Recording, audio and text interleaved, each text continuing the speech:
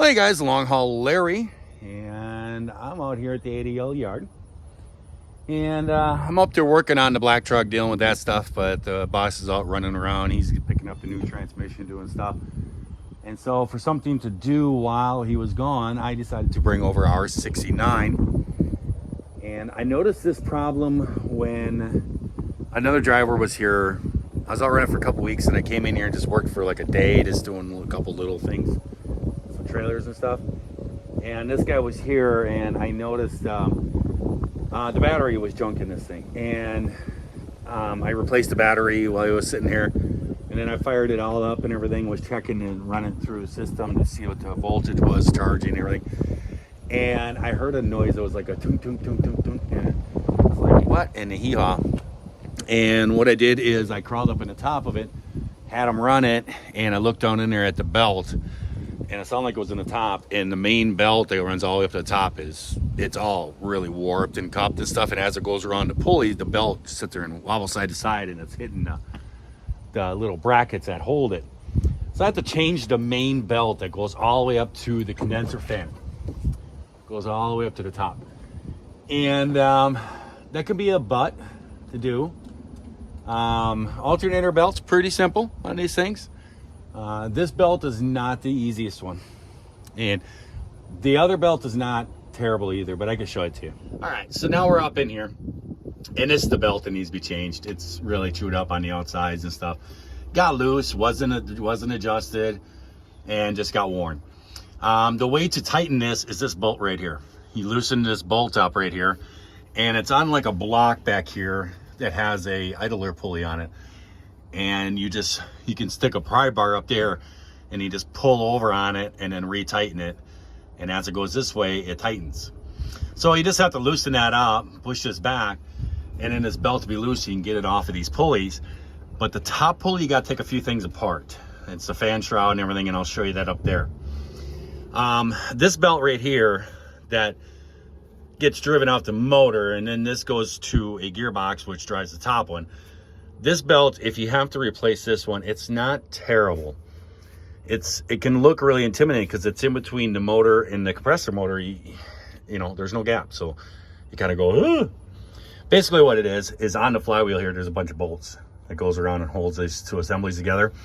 And this will actually slide. And if you look in between there, you see that gap there? That's actually just a little bit wider than what the belt is. And this whole assembly, it's on a spline shaft that comes out of there.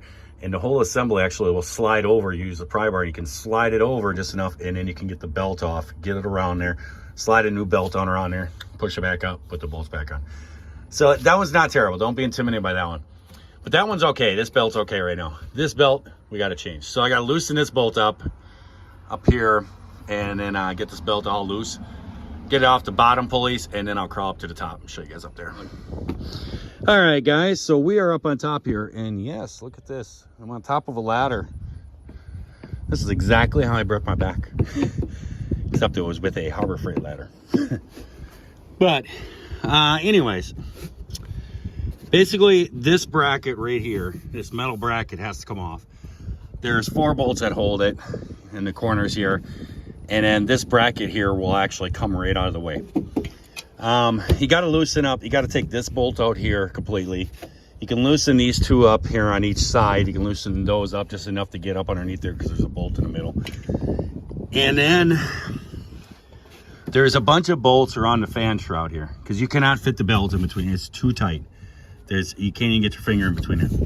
And the belt is on the inside in there. So you just can't do it. So there's a bunch of bolts around the fan shroud. You take those bolts off, and with this bracket out here, the fan shroud will actually just lift right out of the way. And then you can take the belt and pull it up over top of the fan and feed it down through there. So I have it all loose down on the bottom. So that's what I'm gonna do, is just take all these bolts out. It's pretty simple. I can't video and hold this and do it at the same time and balance on top of this ladder. Trying to keep one hand on things at all times. Yeah. Am I scared of heights? Not really that scared of heights. Not as like I was when I was younger.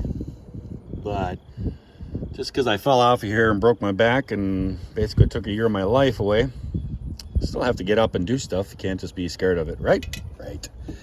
The other thing is the keep trucking device here. This is a tracking device, and the boss, this is how I actually broke my back putting one of these on. When he first started doing this, I was mounting these on, and that's what the last thing I was doing on a trailer that night. I crawled up to put this on, and that's when I fell. But this one is not working. Maybe this was the one that I was putting on or something, because maybe when it hit the ground it broke, but he said this one doesn't work. So I guess I got to pull this off for him, and he's got to send it in or something like that. So I got to figure out what's going on. But I guess this one doesn't work. So it's just 4 screws, 4 Phillips screws. It comes right off. All right, so we've got the shroud off. It's pretty easy. 4 bolts. I ended up taking these bolts on the ends all the way out because I had to lift that door down there in the reefer. It's kind of windy out. And that door keeps swinging out and comes in and hits my ladder. And dunk. It's like, oh. Okay. Get a grip, Larry. So I just went around the shroud here, took all the bolts out. So now you can just lift it on out. I don't know if I really need to lift it all the way out, I'll tell you the truth. And now we're just gonna wiggle that belt on around there. And see, I'm just gonna bring it over the top of the fan and then feed it around the bottom. So, not a big deal.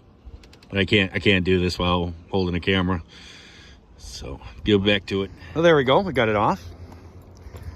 Feels better to be walking on my feet, not on the ladder. I'm not kidding you guys, that's a little scary up there for me. I've been up on the top of these trailers probably about 3-4 times since. And not like my younger days. I have to hold on to something at all times. I have to be holding on to something while I'm up there. My legs get wobbly and stuff. But yeah, this belt's done. And the edges are all getting into the frays into there and stuff. And so it's just done. So let's see. Here's the part number. Well, we should have brand new ones. I had ordered and stocked this whole thing. Don't look at the yacht, it's a mess. I haven't been here working, and I'm tired of cleaning up other people's messes. And so I don't care. So let's see. It says 50-0017827. Okay, this is not the right one. I got more belts hanging back there. I don't know why this belt was just laying here. All right, so it is it.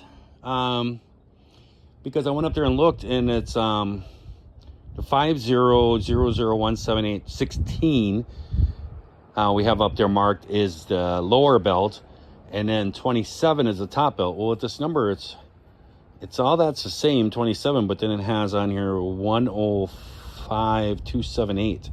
And this just has 22017. And I have pulled them out, and they're the same. They're the same length and everything. You can see how much this one's worn over that one. It's quite a bit of difference. That's why she's starting to slip and everything. She's really getting worn on the edges. So yeah, this is the part number right here. And we're gonna be looking to replace that top belt. Right there's your part number. All right, guys, there we go. We got the belt all on there. Got it nice and tight on there and stuff. I don't know if you guys can see. Yeah, I think you can. You can see that bracket right there, right next to where the belt is. Trying to get it to focus. Right there. See all that crud on there? That's actually belt residue from the belt rubbing on there. And so that's, you can see it's all been hitting on there and stuff. So that thing is, that's why that all got torn up on the sides. It was hitting, it was making that noise. So there we go. We got a new belt on there. This one's still good. I don't see a purpose in changing this one out right now. But everything's all good. Check the alternator belt. That's pretty loose. We'll tighten that puppy up. Those will always get loose. I don't know why. But yeah, so now I just got to go through the checklist and everything on this thing and do a few things. And then I can be done with this trailer. And I'm getting messages from my boss and asking what parts I need, and I need this and that and this and that. And he should be coming back with all the parts for the transmission and stuff. And I'll have this trailer done by the time he gets back. And then I have one more trailer over there.